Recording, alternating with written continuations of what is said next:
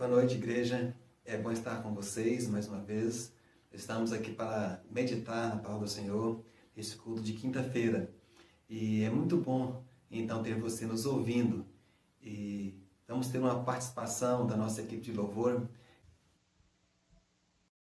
Meu Jesus, Salvador, outro igual não há.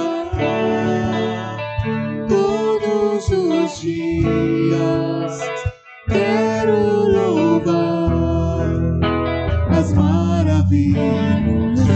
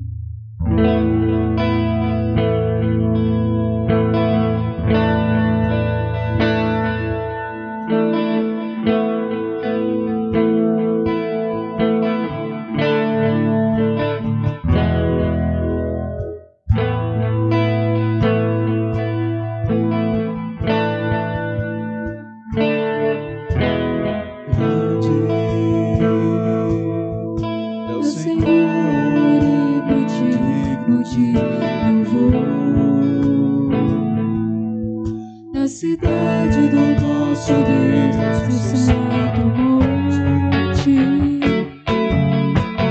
Alegria de toda a terra.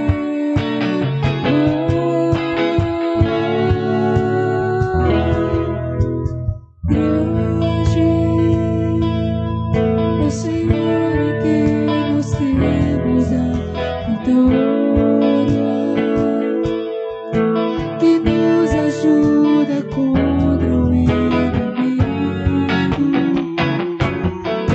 Por isso diante dele nos prostramos.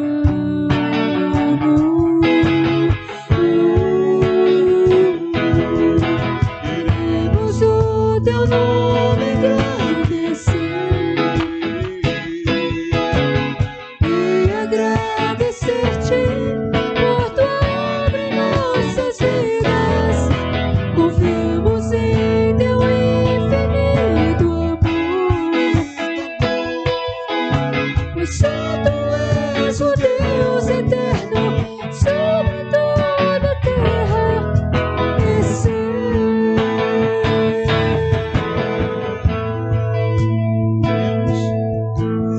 Queremos o teu nome engrandecer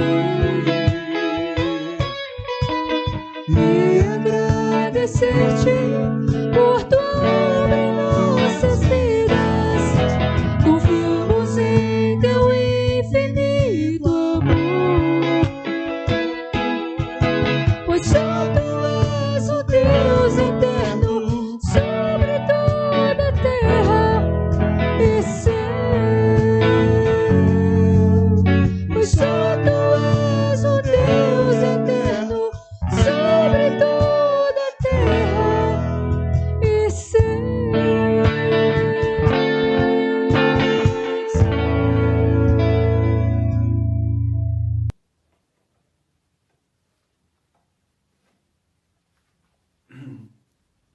Meus amados, realmente dois cânticos lindos, que traz uma comunhão, que traz uma presença bem viva de Deus em nossas vidas. Eu quero compartilhar com vocês um texto que se encontra em Gênesis, capítulo 12, agora os versículos 10, tá? 10 em diante. O texto diz assim: havia fome naquela terra, desceu, pois, Abraão ao Egito para aí ficar, porquanto era grande a fome na terra. Quando se aproximava do Egito, quase ao entrar, disse a Sarai, sua mulher: ora, bem sei que és mulher de formosa aparência. Os egípcios, quando te virem, vão dizer: é a mulher dele, e me matarão, deixando-te com vida. Dize, pois, que és minha irmã, para que me considerem por amor de ti, e por tua causa me conservem a vida. Tendo Abrão entrado no Egito, viram os egípcios que a mulher era sobremaneira formosa.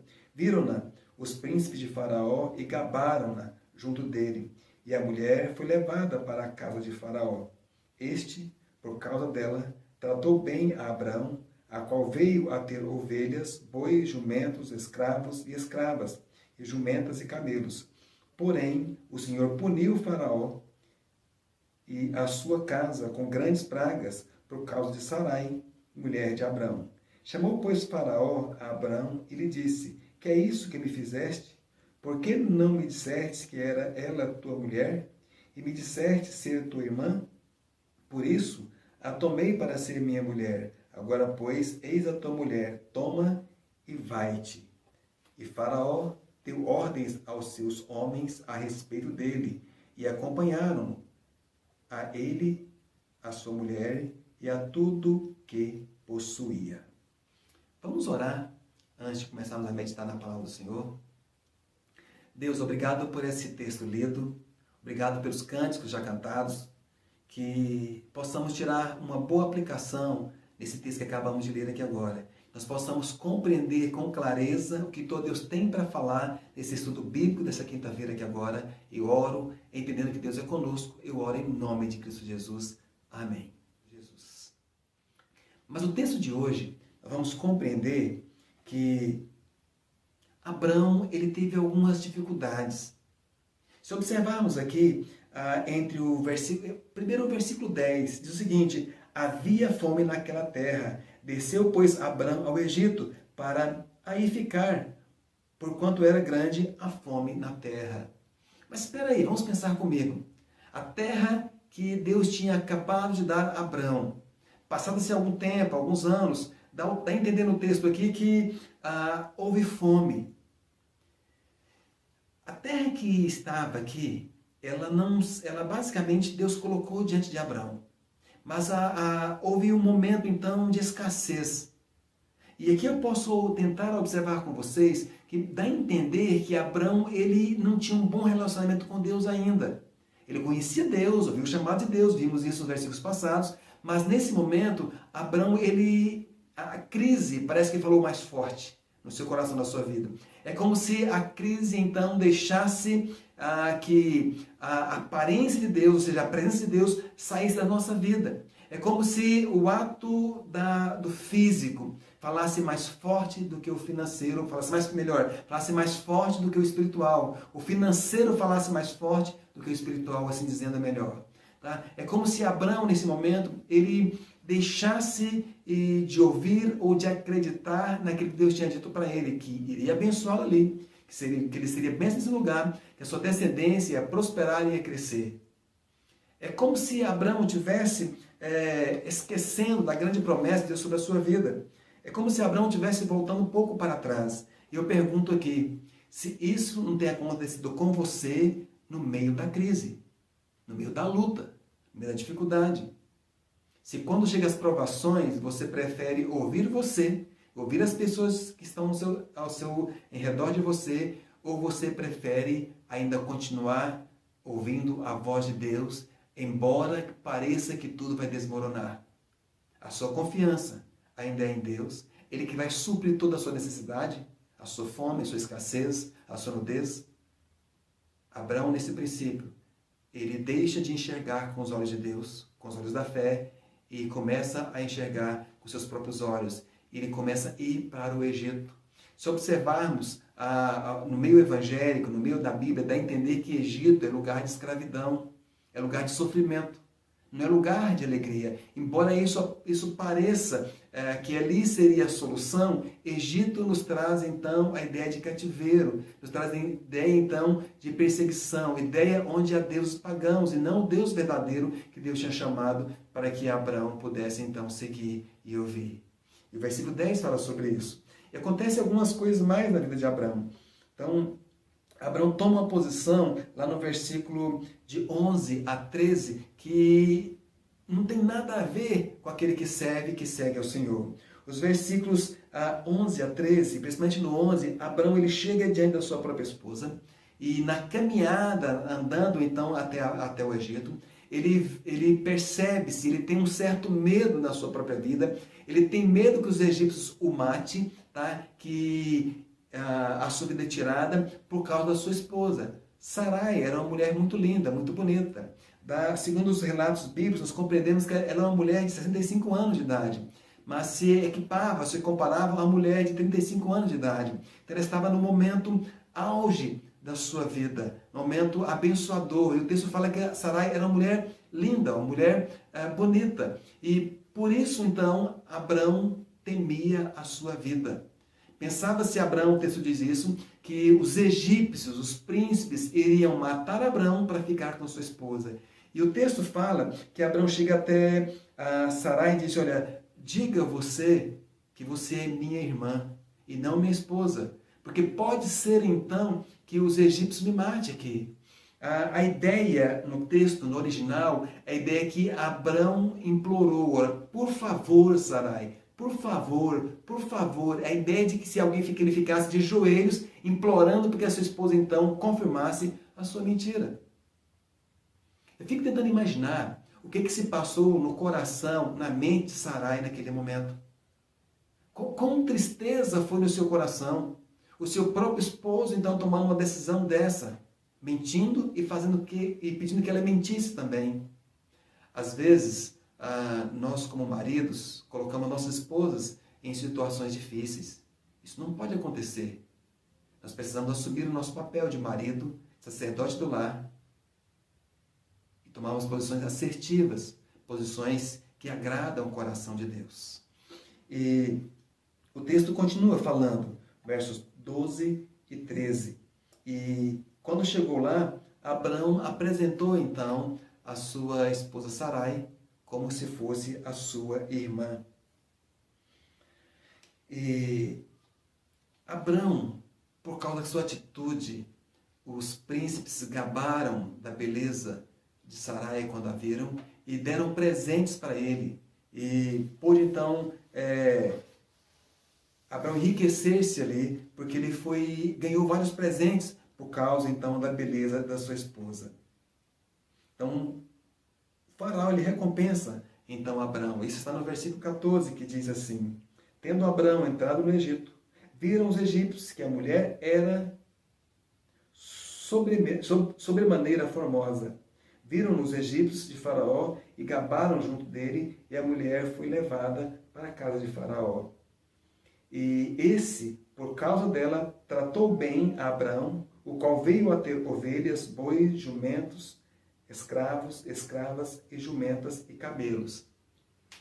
A Bíblia não fala que Sarai foi e se coabitou com os faraós. Não diz isso. Havia uma certa regra para que a pessoa pudesse entrar, que a mulher entrasse no harém dos faraós. Havia um certo período, teria que se cumprir alguns fatos, teria que se cumprir então uma certa etapa para isso. Então nós entendemos que Sarai não se deitou na cama de Faraó, mas foi aquele momento, quando observamos então aquele período que Esther também, ela guardou muito tempo se preparando para o noivado, para entrar no harém, então, daquele rei. Então, basicamente, essa é a mesma ideia. Então, foram naqueles períodos, então, que Abrão se enriqueceu e Esther foi, então, para o palácio, viveu ali, mas eu fico tentando imaginar como era o coração daquela mulher que ele estava.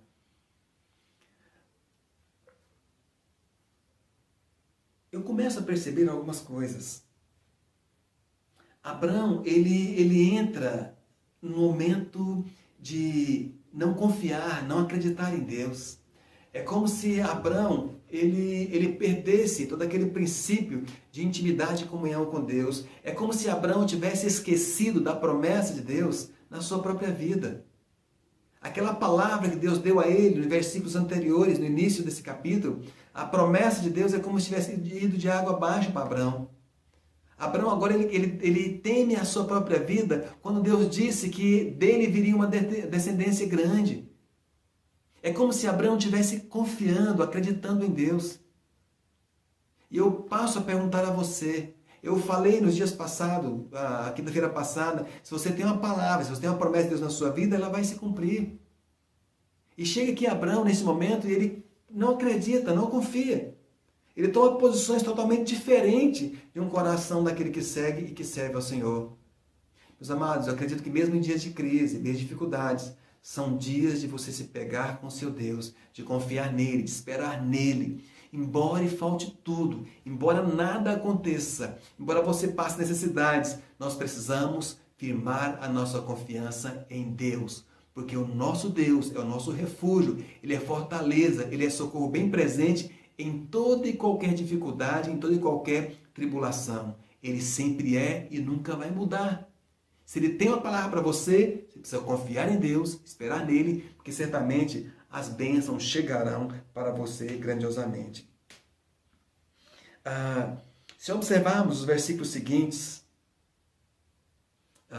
vamos observar que Deus, por causa de Sarai, Deus então fez com que a casa de Faraó não prosperasse. Deus amaldiçoou a casa de Faraó, porque Deus tinha uma aliança com Abrão. Deus tinha uma palavra para Abrão, embora Abrão não acreditasse naquele momento, estava confiando na promessa de Deus. Talvez nesse momento Abrão ele afastou-se de Deus, mas Deus tinha uma palavra para Abrão. E o Deus que você serve, o Deus que eu sirvo, ele tem uma promessa, ele não volta atrás. Ele faz tudo correto. O homem abandona Deus, o homem distancia de Deus, mas Deus sempre cumpre a sua palavra. Então compete a mim, compete a você voltarmos para Deus, esperarmos nele, deixar que venha concretizar tudo aquilo que Deus tem preparado para mim e para você.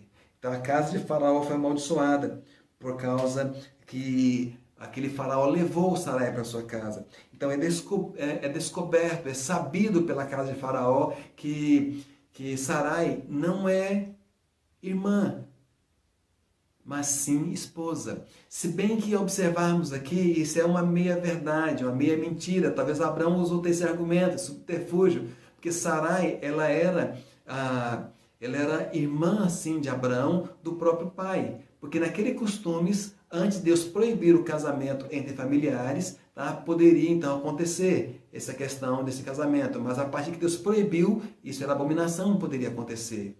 E talvez Abraão tenha usado esse subterfúgio. Nós estamos mentindo. Talvez não, uma meia mentira ainda é uma mentira. Uma meia verdade não é verdade. E Abraão então afastou-se do conhecimento de Deus. Mas Deus, de uma certa forma, ele vai resolver essa questão. Aquilo cai por água abaixo. Faraó descobre então que Sarai é esposa de Abraão.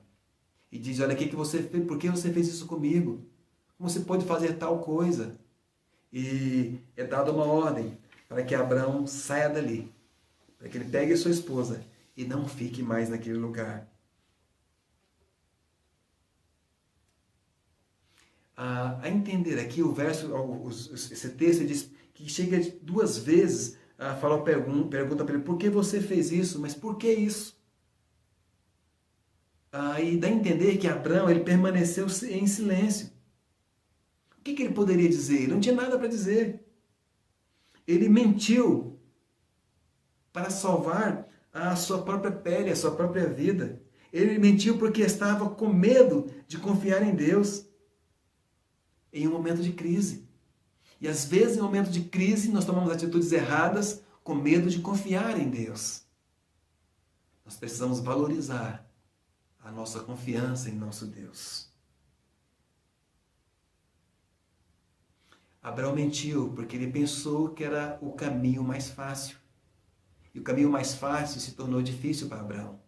Porque ele ficou envergonhado diante de Faraó, também diante de Deus, e ainda teve uma dificuldade com sua esposa.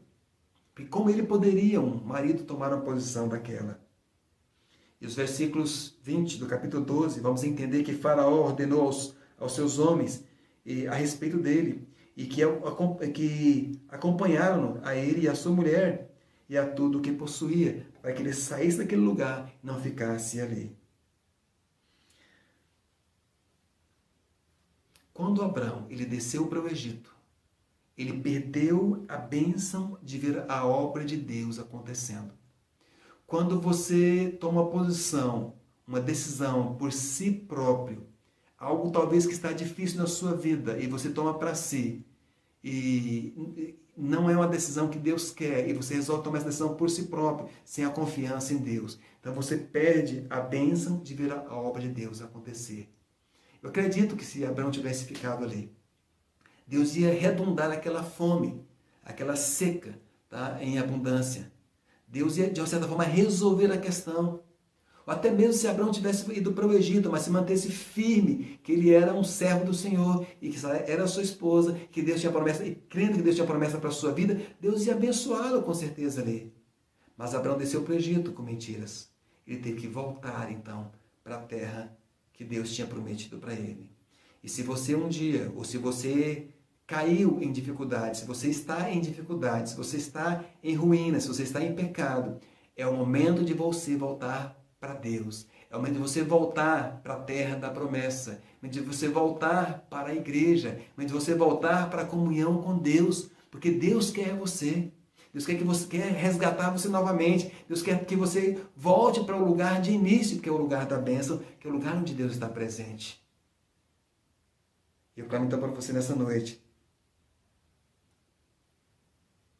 que se Abraão tivesse ficado no altar, na presença de Deus, lá em Betel, se ele tivesse clamado a Deus por suas necessidades, Deus teria respondido milagrosamente. Deus teria suprido suas necessidades. Deus fez isso com Moisés e seus filhos lá no deserto.